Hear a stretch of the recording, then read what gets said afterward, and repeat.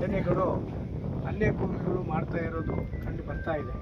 ನಮ್ಮ ಸಿಗ್ತಾಲೂರ ಗ್ರಾಮದಲ್ಲಿರುವಂಥ ಎಲ್ಲ ಹಿಂದೂಗಳಿಗೂ ಸಹಿತ ಒಂಥರ ಘಾಸಿಗೊಳಿಸಿರುವಂಥದ್ದು ಅಥವಾ ಅವರಿಗೆ ಭಾವನೆಗಳಿಗೆ ಧಕ್ಕೆಯನ್ನು ತಂದಿರುವಂಥದ್ದು ನಿನ್ನೆ ದಿನ ಆಗಿರುವಂಥ ಘಟನೆ.